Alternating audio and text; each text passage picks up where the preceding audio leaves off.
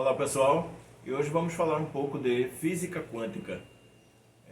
Existe uma especificidade na física quântica chamada emaranhamento quântico. Você também vai encontrar como entrelaçamento quântico. Não tem problema, é o mesmo significado. E por que de nós falarmos de física quântica? Pela questão de nossas pesquisas no campo da confluência dualista. A confluência dualista é uma pesquisa nossa em relação a essa dualidade, mente e cérebro, né? Desde a proposta de Descartes das duas substâncias, a res extensa e a res cogitans, que vem-se o debate no campo da filosofia, no campo das ciências, no campo das neurociências, né, especificamente, campo que nós estudamos também, realizamos a especialização em neurociências, tenho graduação, licenciatura em filosofia e obviamente que a partir do contato com o filósofo francês Gaston Bachelard acabou nos chamando muita atenção essa coisa de entrar, de estudar, pesquisar e principalmente valorizar a física quântica. Bachelard diz nos seus estudos, nas suas pesquisas, que não adianta o filósofo ficar distante da ciência da sua época. Então nós temos esse compromisso de nos aproximar da física quântica. E nessa aproximação, nessa inter-relação, nós descobrimos que tem tudo a ver filosofia, neurociências, física quântica, espiritismo, que é a ciência que estuda o espírito, porque necessariamente na confluência dualista nós vamos chegar à conclusão da possível existência do espírito, da mente, da consciência e óbvio que vamos abordar um pouco mais, conhecer um pouco mais, pesquisar um pouco mais este campo. Em relação ao entrelaçamento quântico, queria trazer aqui um pouco do material do professor Dr. Paulo Roberto Dantas, que diz o seguinte: tal como as células nas sinapses, as partículas e subpartículas estão sempre em comunicação.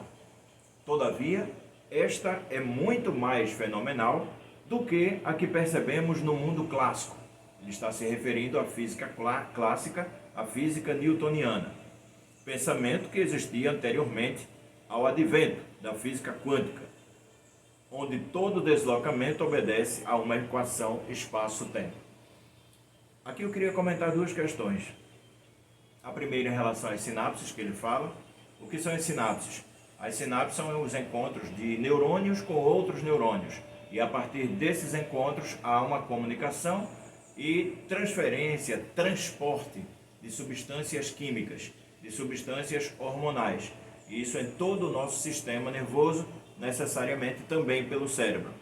Em relação à física clássica, que ele lembra, a física, você lembra as leis de Newton, né?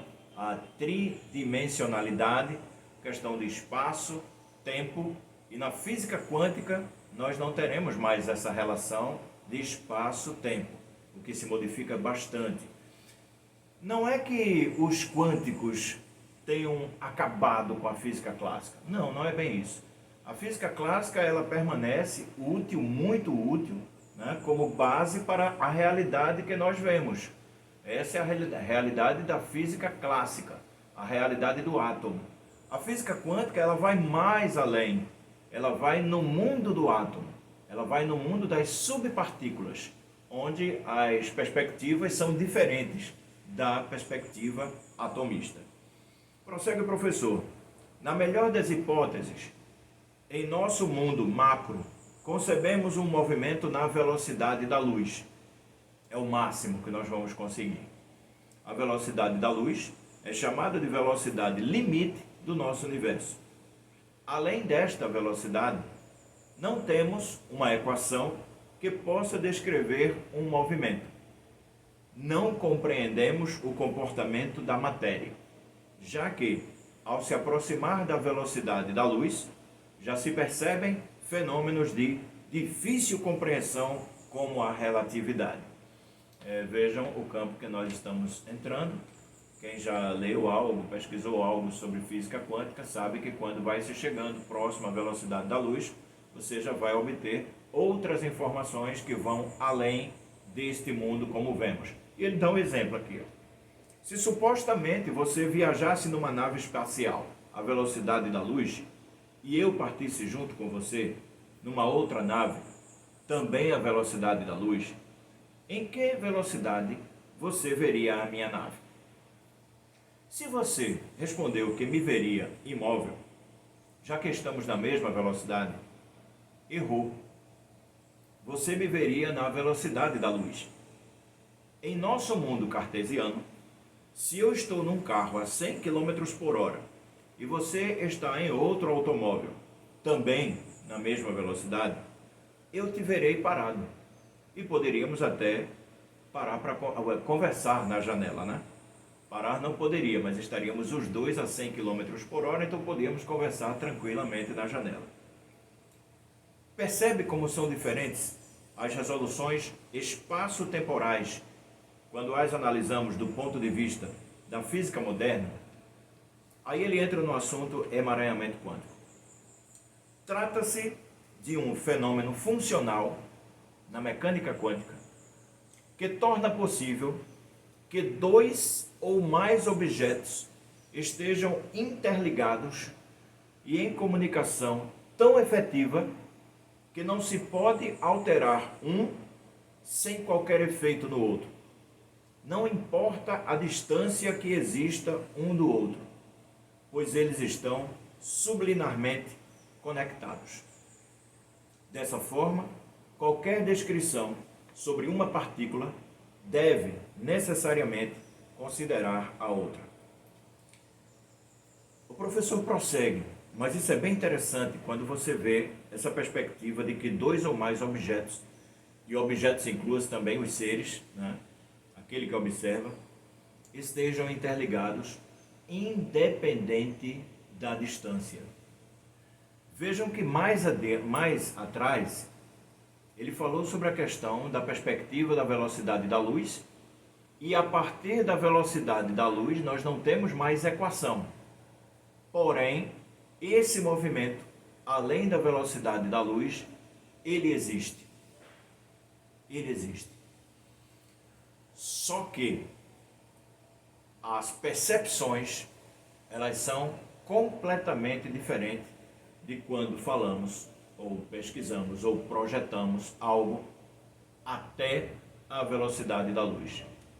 Quando ele fala em distância, e ele diz que dois objetos estarão ou estão interligados, você imagina o local onde você está e você imagina algo ou alguém a 100 km de distância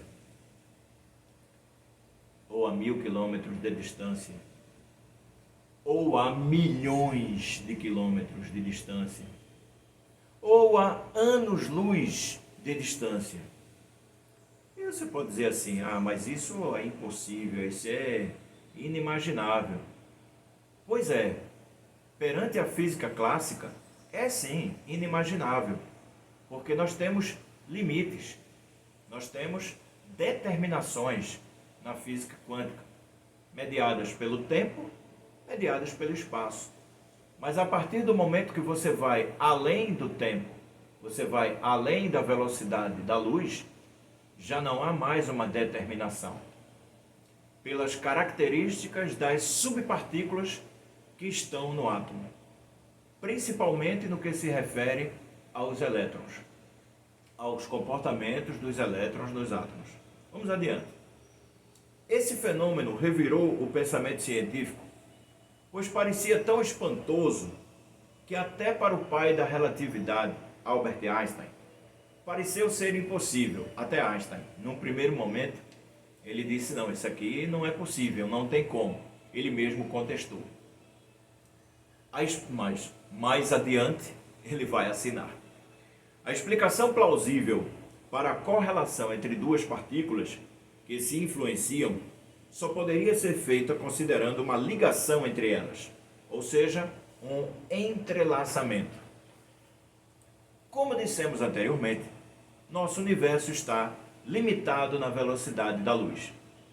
Dessa forma, estando distante as duas partículas, o entrelaçamento quântico seria a única condição em que esta comunicação seria possível.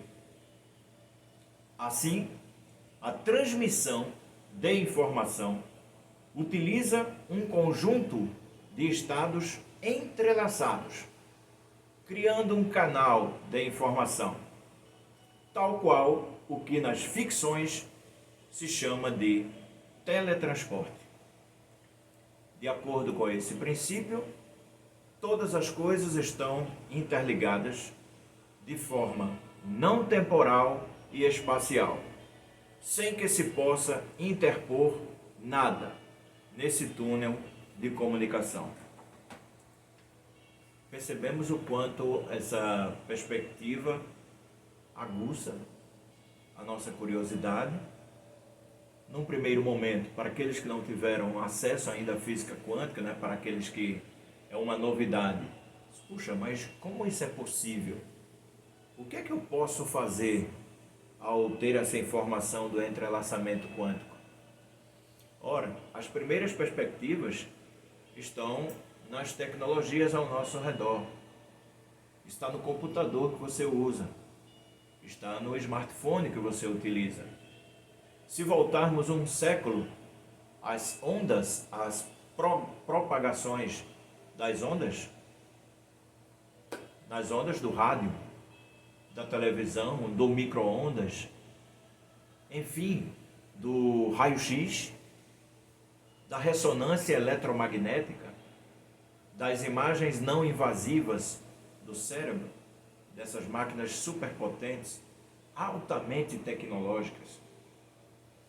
É esse campo da física quântica que nos dá respaldo também, junto com a filosofia da ciência, filosofia da mente, neurociências, porque tudo vai passar pelo cérebro, isso em relação ao ser, em relação a nós, e naturalmente espiritismo, para compreender um pouco mais sobre este ser, sobre quem somos, de onde viemos, para onde vamos e principalmente o que é que estamos fazendo aqui.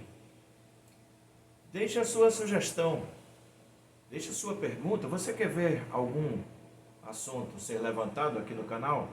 Então deixe aqui nos comentários, deixe o seu like, contribui muito para nossas pesquisas. Divulgue, compartilhe, não esqueça de assinar o canal e principalmente ativar as notificações. Sabe para que elas servem? Esse sininho, ele serve para que você receba novos vídeos quando postarmos aqui nesse canal. Tá legal? Grande abraço e até a próxima.